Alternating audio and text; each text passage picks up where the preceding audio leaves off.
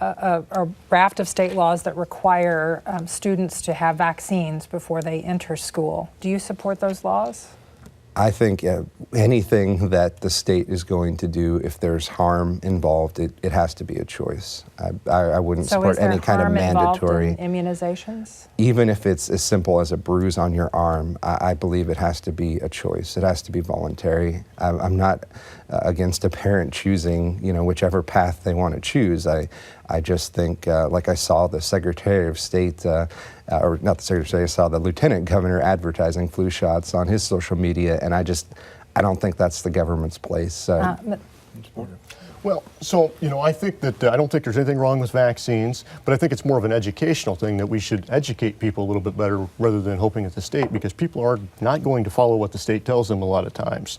So I don't think that's the solution. I think better education will be the solution for that. Mr. Battaglia, if I have my child in a public school and someone with your point of view doesn't want to get your child inoculated, isn't your child now exposing a whole bunch of other kids to a health care problem? I mean, doesn't government have something to do with public safety and public health and well-being?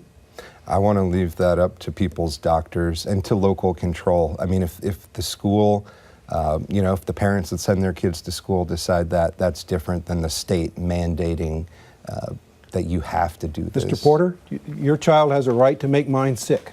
No, absolutely not. But right? If you say it's optional whether you're going to have immunizations. What happens if that kid cannot have an immunization? What happens if it puts them at risk? That's different. That's a medical condition. That's a medical condition, but they're still going to school with your kid. Right, but there is a difference between someone with a medical condition and someone who just says, well, we don't want to do immunization. We don't want to immunize But our who decides child. that? Who decides that? If we're going to have government separated where they're not getting involved between the patient and the doctor, who makes that decision? Well, who would? I mean, we take a majority vote of people in the classroom and decide everybody gets a vaccination or they don't?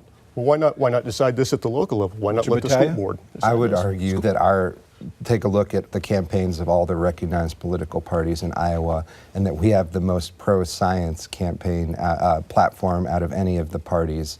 It's not so much that we disagree with all of the arguments on vaccination of either camp or any camp. It's more as simple as that. It's the same that doctors used to take an oath. If there's harm, it's a choice.